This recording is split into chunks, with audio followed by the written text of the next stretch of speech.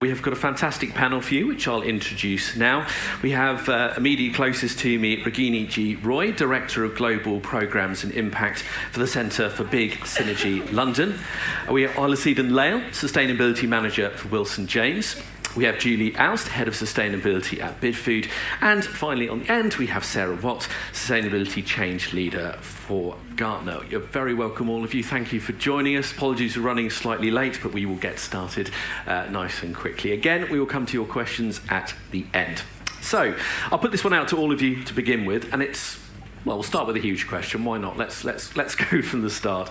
How exactly can circular economy principles be properly integrated into what we could call traditional business models? And Ragini, you're closest to me. I'll start with you.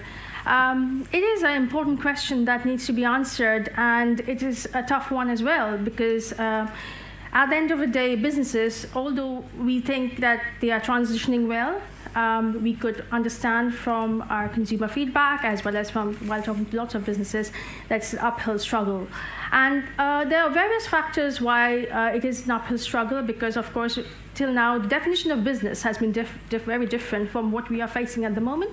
The value system at which we have been brought up to has been different, and the definition of profits needs to be reevaluated. We need to see that what profit means to the business community, to all the communities around the world, and internationally, nationally, in the and everywhere, because profit doesn't just, it's not about money. It's about little time that you can also spend with your family, the time that you give to your employees. And all that can be integrated into circular economic principles that businesses are building on, starting from reducing, reusing, recycling, being integrated in product design, creating less waste, and all that we know of.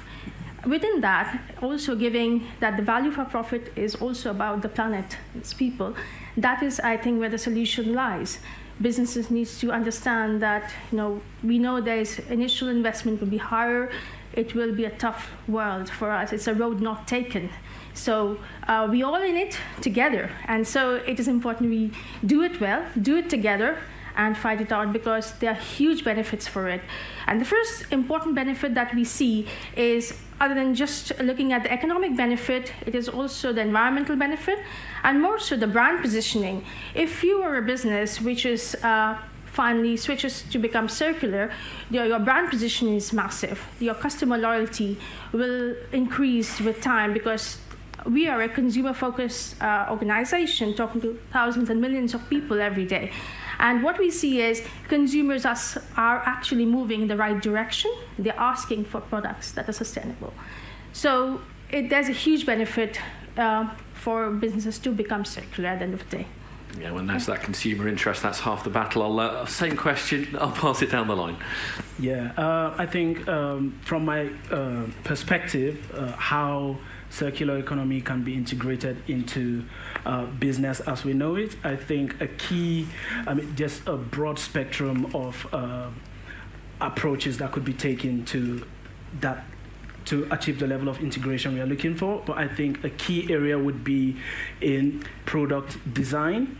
Now, for products to be circular, they have to be designed in a certain way, to a certain level of quality that allows them to be reused, and also, especially when you look at it from the point of view of the ability to disassemble and reassemble certain products, that means that it increases the likelihood of them being reused in that way. Also, building products to a certain quality level has a way of extending the lifespan of that product, which also ties in to the likelihood of it being reused and really passed around within the economy. Another key area, like my colleague here highlighted, is being able to influence the consumers, because at the end of the day, the consumers play a very, very key role in the process. And I think pricing, which could be a bit of an odd viewpoint, could play a significant role. And I'll give an example. When all of us buy stuff, we tend to rank them according to the price that we pay for the things we buy. So you see that we are likely to treat things that we pay more for a lot better than things that we just get for really cheap.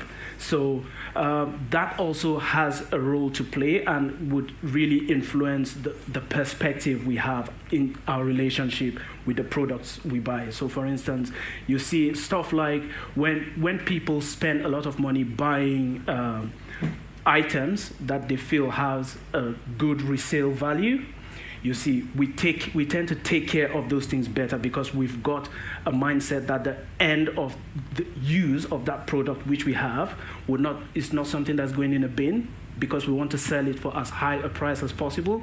We take better care of it. And I think when we start to really approach things from that point of view, in the way we design products that when people buy, they attach a lot of value to that product. It would influence the way and all the downstream cascades from using that product. Yeah, we'll dig further into consumer behaviour influence in a moment, but we've had, again, design of product, we've had consumer influence. Julie, I'll pass this down to you, same question. How do we get those circular economy principles into more traditional business models? So most of us work in very linear business models where we extract, we use, we consume, then we bin. And obviously the circular economy is all about trying to get circular by definition.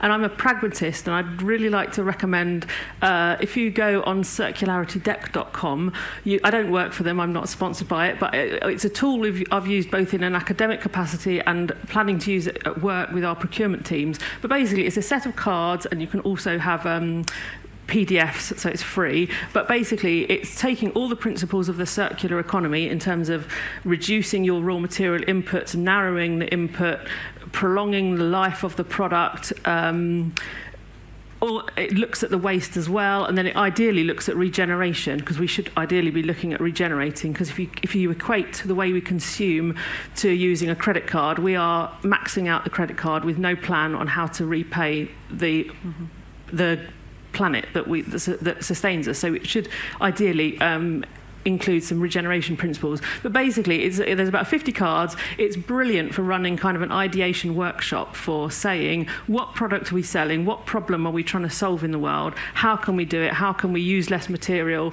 And we did this. I'm doing a master's in sustainability, and we were working on how to introduce circular models in aviation food preparation, and it was really fascinating because we all came up with some quite creative ideas, but then we used this circularity deck and it took it to a whole nother level and enabled us to bring in far more creative ideas, and it really enriched it. So I think circularitydeck.com, fantastic for ideation, because we have to be more creative in how we think about things, and that's, I think, one of the biggest problems in a circular economy, because we're so used to a linear model. So a tip there. Yeah, I see a lot of people writing that down. Sarah Watt, same question to you. There's 4 things that come to mind. So the first thing I'd say is start small. Don't try and be circular with all your products all at once. You will fail. Select one SKU that has a high degree of potential for circularity and demonstrate success so that you can get your senior executive to buy in. Point number 2 would be tie this back to your P&L. Right? If it's not profitable, your business isn't going to do it, right? So we need to be circular and profitable. And if we're not working out in terms of profitability, we need to go back to design. Why is it not working? Step number 3 is circular economy can help us manage risk. Let's do just a quick straw poll. Anyone had raw material problems in their business over the last 2 years? 1, 2, couple of people, yeah, okay. So many of us have experienced raw material risks, and having circular products can help us mitigate some of those raw material risks and still meet customer needs by giving them those products in a slightly different way. Step number 4 is see circular economy linked to your net zero strategies as well. If we use materials and products much more effectively, we're also helping our organizations to reach net zero as well. So it's not a standalone issue. This links into your broader sustainability strategy. And all too often we think in a very siloed way when it comes to sustainability. This is a systemic issue, and it connects into whether it be your water strategy, whether it be your carbon strategy, etc. You've led me on very nicely to where I want to go next, Sarah, and that is about the tangible benefits for companies of having circular economy principles built into the way they do things. I think, well, the benefits are relatively obvious, but I guess the key question is, how do you prove those benefits to the people who make the decision to change how you do things, to introduce those circular economy principles? So what advice would any of you have about how you go to that decision maker to show the tangible benefits that are going to come? I'll maybe kick us off if that's Sure. okay. So one of the biggest anxieties that I hear when shifting from a linear model to a circular model is worries about cannibalization of market share. So if we release a circular product to market at a slightly lower price point, aren't we undermining our market position? And it's a valid concern. So the first thing to do is to acknowledge that your senior leaders are going to have concerns about circular business models. It's not to ignore those concerns, but look at how we can then address those concerns. So companies that do the circular economy really well and are starting to scale in this space, they've leveraged the circular economy not to shrink market share, but to grow market share, to reach consumers at different price points in different markets. And so what I'd encourage you to do is to start off with selecting one product, one SKU. Let's get it right for one. Build leadership confidence before we then start looking more broadly across the business. Now, for some companies, they can't be circular, right? It's really difficult because they're making a component that goes into a bigger product and we're never going to get that component back. So for them, it's about looking at circularity within business operations. So it's about identifying those points of value for your organization, proving those points, and then start to scale those out.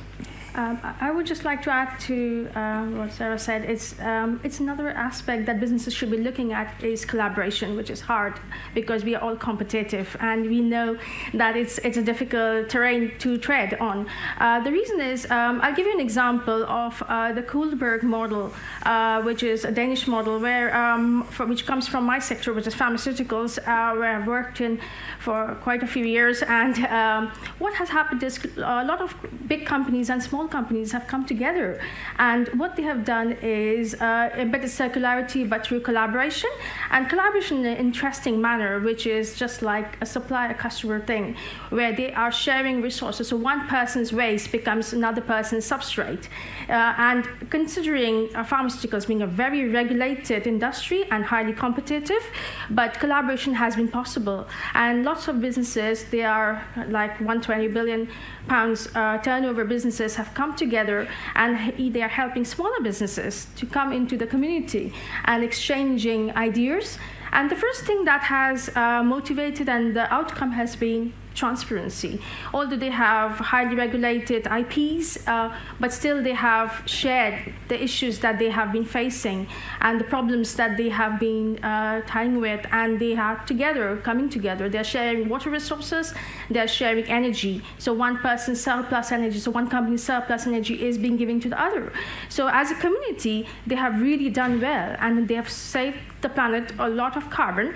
They have also grown economically, and they have proved that collaboration and competitiveness can go together.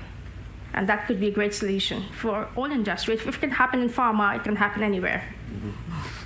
Yeah. I think, oh, sorry, go on. Okay, just to add to what she said is just thinking from the term circular economy. The term circular in itself shows that the circular economy cannot function without collaboration, because then it involves the passing of resources, which could be a waste for me. I need to find someone that this is useful for, and then just keep the circle going. And obviously, you can't just keep a circle going just by yourself, so it necessitates collaboration. Something else I would like to add to that is a way to really approach senior leadership to make those suggestions is, I don't know if, I'm sure so many of us here have had situations where you need to make an investment that is really heavy, and I'm sure before you commit to that sort of investment, so much thought and planning, asking questions. You're always so apprehensive about that. And you also need to think that this is how senior leadership of any business is going to be. They want to make sure that whatever investment they're doing, whatever process change they're doing is going to be optimal for the business operation and the bottom line at the end of the day. And that is why I would recommend that a good way to approach that is to either present them with case study examples where what you're suggesting has been done and has yielded optimal results, or you could also suggest a small pilot scale study to trial it out, which would end up turning into a proof of concept, and that would help to garner confidence in investing in more of a larger scale, and not just from a resource standpoint, but also from a risk management aspect as well. I think one thing I'd add is in a circular economy, you're trying to transition your customer, ideally from a consumer that just buys and bins ultimately, to a user. So I think a selling point is that you're more likely to generate customer loyalty because you're creating a relationship with them where that they are ultimately a user. So if you look at Smol, for example, I don't work for Smol, sorry, I keep dropping names in, but if you look at Smol, I buy my cleaning products from them. It's kind of a subscription. It ties me in. I'm not buying any other cleaning products because that company is great service. It gives me, so that's a really good circular example where I'm tied to that company because of the relationship. So I think that's a really good motivation for customer retention, but also I think a selling point is developing resilience, because as Sarah was saying, lots of our businesses have been exposed to supply chain shocks or price rises. So the less raw material you are bringing into your business, the less you're exposed to supply risks. So I think those are two things that you can, selling points. We'll move on to consumers in just a moment, but I know one regular question that comes up with anything to do with circular economy is about, and it's something I spoke to Angela about before you in the last fireside, is day one, meeting one. You know, you've got your approval from whoever makes said decision to go ahead with some kind of trial or proof of concept. You know, you've picked a product to go ahead with. We've got all that in place. We've got the go ahead. We've got a team together. What advice would all of you have either from your own personal experience or advice you've given to others or examples you've seen? How do you actually get that project up off the ground and ultimately a success? And I'll throw that open to all of you. Know your customer, know your market, right? So you can be as circular as you want to be, but if no one's going to buy it, we're wasting our time, right? And we're creating more carbon in the process. So you have to know which markets you're going to resell these circular products into. Ideally, you'd be doing a life cycle analysis so that we can optimize those circular routes as much as possible. You'd be thinking about where we're going to do remanufacturing, how that's going to happen. Is that in-house, outsourced? And so it really comes down to optimizing, but know your customer. Because if it doesn't sell, if we create this great circular product, but it doesn't take off in the market, you're setting back your circular strategy for the next 4 years, right? Because your leaders are going to disengage. And so that product selection, that resale market, that engagement with sales and alignment of sales incentives, right? Because if sales are incentivized just to sell new product, your circular product's not going to take off as well. And then you're going to be sitting with costly inventory and costly carbon for your business. And again, you lose when it comes to winning on that project. So customers, sales, really important to know both those stakeholders, to understand what makes them tick, and to look at your incentive structure as well. Again, I saw an awful lot of pens moving in the room with that advice. I'll move that down the line. Any further thoughts on that? I would like to add to that, to Sarah's about customers. I think consumers are the boss in a way. They are leading us towards understanding whether the product could be circular and whether that would sell. So usually what businesses we speak to every day, they tend to get themselves circular and look at the business functions and get the right boxes ticked and doing the right thing. But an interesting aspect from the consumer's point of view that we have seen is we advise businesses to actually make consumers aware of sustainability and the circular principles, because many businesses are actually going ahead ahead and doing that. So actually helping consumers understand, so the wider public, the common man, so they are your consumers. How did Facebook take over the world? Because we didn't have Facebook before, right? But now we all participate in that, and we are all into it because that was a product that was brought to us, and they made us aware that we really need it.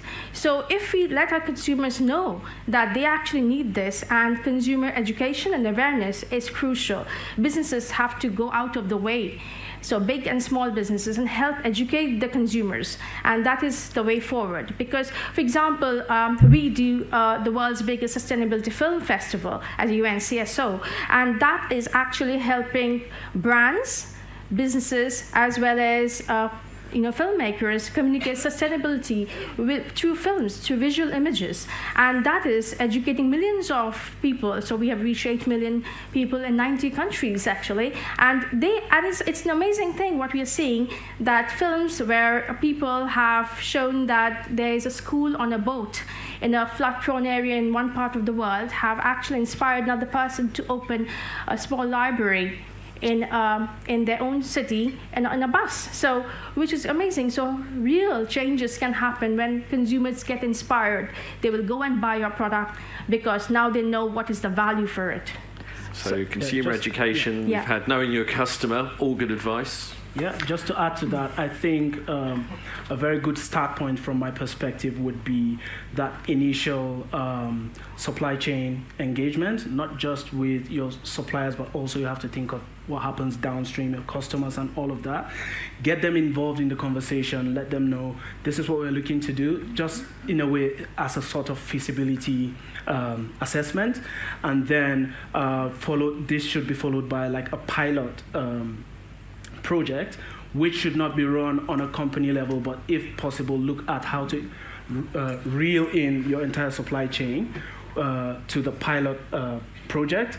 Because what this does is it gives everyone within the product line a feel and an initial experience for what you're proposing, and then they have a very good idea, and that way you can start to gather feedback to see if this is going to work before you try to implement that on a bigger scale, and that kind of sets you up for success. And during that process, you get to learn a lot of lessons, see what needs to be tweaked to be able to make the system work, and then you really just take it from there. Just picking up on the pilot, how do you pick what you pilot? Because obviously if you didn't previously have a circular economy mindset and the product was to be made, to be used, to be thrown, do you need to find something in your product range which closely fits to that kind of pattern that could sort of work in that environment? Is that the way to approach it? Absolutely, that's one way to approach it. Also, you could use a risk-based approach to select the products. So the one that would have the minimum risk to the business by that trial period. So that could be another way to do the product selection. I don't know if anyone else has. Julie, you're about to jump in. We're a B2B business, so I like Sarah was saying about knowing your customer and exploring which ones would be willing to kind of work with you, because you really need to kind of acknowledge the ecosystem in which you're operating so that they work with you. So I think if you work with your customer, understand this is going to be a learning process because it's not going to work necessarily right from day one, and make it easy for the customer, because it can be as virtuous as you like from an environmental point of view, but if it's not easy for your customer and engaging, and it's not going to work, as you say. I'm going to pick up on that customer point that we've been talking about. So customer awareness is great, and I'm not dismissing that, but we need to have reverse flows. So you can have a customer that's as aware as we could possibly make them, but if they can't take action because we haven't sorted out the waste system, because we haven't sorted out how we're going to pull those products back into our organization, if we don't make it easy for the customer to return those products to our organization, either because we've got a business model or we've created an incentive to do so, again, we're not going to win when it comes to the circular economy, because we're not going to have enough scale, right? So you can't be circular if you're only getting a very marginal return rate on your product. It's not economic to do so. So we need scalability as well. So what are those reverse logistics flows for our product? Or what are those new business models where the customer's a user, they don't own the product? And how do we make sure that we contract in a certain way to get those products back at end of life? So customer awareness is key, but we could do some things in our organization with the way that we transact to make sure that we get scalability. And it's also so important, like you're saying, the reverse flows, but bearing in mind it's part of your net zero strategy and it should be holistic. You've got to think about all the kind of emissions, environmental impact of those return flows. Because I mean, we work in food wholesale, and it's totally unrealistic to kind of wash all that packaging, bring it all back, all the emissions with the, it has, as you say, the return flows have to be there, and you do have to think about it holistically in terms of the other impacts that you're having. I think a viable way to address that would be to find a way to integrate those return flows into people's lifestyles already. So, for instance, like you highlighted in the food retail, rather than having a separate time for people to return these things, so they can just bring it with them when they're coming for their next grocery shopping, or if it's in the fashion industry, when they're coming for their next shopping. We can find ways to build that into people's lifestyle so that it doesn't look like they're making a special accommodation for that, because that's where the problem starts to build up. So say, for instance, I go shopping every Saturday. When I'm going, I just take whatever it is that I need to return and take it back. That way I'm not burning more carbon just for the circular economy, because I would have still gone there anyway. So I think just finding ways to integrate these into people's pre-existing lifestyles without having to make people make significant lifestyle changes sets us up for a higher chance of success. Yeah, I know when I get my print cartridge through the post, there's an envelope in the box, and you almost feel guilty if you didn't do it. It'd be almost rude not to. It'd also be rude not for me to go to the audience when there are so many people in today. Let's get some questions. We have plenty of hands going up. I think the first one was just, actually, Charlie, if you start there, just on the aisle, and then we've got two more over there, and I think we have another one over there. Sorry, I'm struggling with the lights a little bit. Hi all, thanks for your thoughts, really interesting. I wanted to follow up on that point around knowing your customer and customer experiences. So I work at Clarisis as a consultancy firm, and a lot of clients come to us because we do work enabling kind of easier customer journeys, sustainability, more sustainable journeys, and a lot of the focus is on how do you make it easier for the customer. But a burning question I've always had, and a thought is there any obligation do you feel on the businesses to actually push out messaging to encourage customers to think more about sustainability, to be more active, and to be actually prepared to make lifestyle changes? Because there is a limit point, in my opinion, to the amount of like circularity you can create in the existing system without actually encouraging customers to think, actually my life might get a tiny bit harder if I want to be an active participant in this circular economy. I think I'll take that straight away, because I think from the consumer's point of view, we have to, and the dialogue that we need to have, the consumers and the industry, is the first thing is honesty and transparency. We can achieve a particular amount in a particular time frame, and that has to be realistic, and that has to be told upfront, because consumers are expecting that many companies are actually pushing back the sustainability targets to 2050 and beyond, and they are really feeling that the sense of trust is not there anymore. And why is that so? We're speaking to lots of businesses, the big ones, and they say that there are so many hurdles that they're facing, and it's difficult. So I think businesses have to come up and say, you know what, we can just achieve this much within this, but we are really trying hard. And I think this is important. And from the consumer's point of view, when they are made aware, they have to take an active initiative. For example, now the DFE has rolled out the Sustainability and Climate Change Strategy in April 2020. They've revised it, and we had our recommendations in that, which shows that sustainability should be taught to children from the age of 5 itself. And why not? Because they are our future. So if sustainability, everybody is aware of it and everybody knows what they have to do, they will have better acceptance of what is achievable, rather than expecting the sky and the moon and the stars. So as you've said, transparency and dialogue is the way forward. Lovely, thank you. I'll try to get to as many questions as I possibly can. I think the next two are there, and then there was one over on the far side. If we can try and keep these short and sharp, Yes, just so I indeed. can get everyone in and not cut into our networking. Sam break too Gibbs, much. Streamline Education. I work extensively in Southeast Asia. The word circular economy is still foreign language to many of the 4 billion people who live in that region, and stemming from Sarah Watt's comment on scalability, I think this would be directed more to Dr. Ragini Roy. Is how do you see scaling in these sectors of the world where there's still a huge amount of work to be done in trying to introduce the ideas of circular economy and sustainability? What are you seeing in adoption, and also what do you see in education?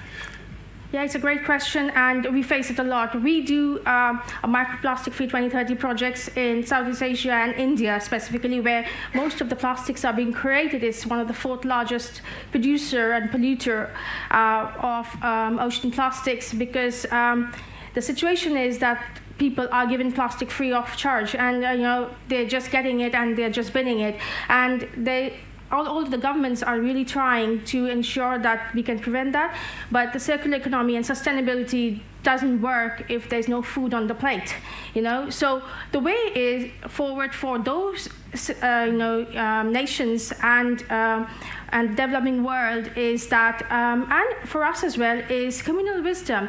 The solution lies in the community, and we have seen that through our projects. So with millions and billions of plastic going into the oceans, why? Because your plastic is being given with everything on the street markets. When you buy anything, you get a plastic for free, and that's easily accessible. That's my birthright almost for all the consumers.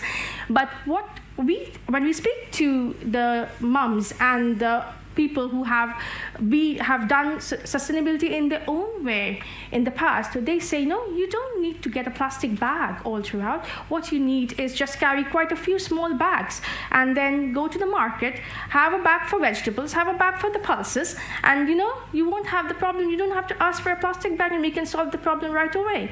So cloth bags are the solution. So it is lying in the community. The communal wisdom is there. The solution is there itself. We just have to help them identify it and actually make the community aware that it is for their own good. And I think that will solve the problem. And that is the way forward for nations where sustainability is difficult to achieve. Hey, Ragini, thank Just you. like to add to that. If we can keep it quite quick, because I've got 2 more questions to squeeze in. So I think that educating people can only go so far. I think that there's one universal language that, regardless where you're from, that every human being understands, is if you make it too expensive, people would avoid it. So I feel like that would be really efficacious in tackling this plastic problem. So I think the easiest way to make people start buying reusable bags and bring it with them when they're coming shopping, tackling the plastic issue, is to make the plastic packaging that you buy to put your shopping in really expensive. That would force people to start buying, because unless the alternative becomes cheaper than what is the status quo, then it's going to be really, really hard to drive change. So if you hit where it hurts, so for instance, because I think so many of us, and I've been guilty of this on several occasions, I buy reusable shopping bags, but then there's times that I forget them at home and I have to buy another one when I go out. So, I have a cupboard full.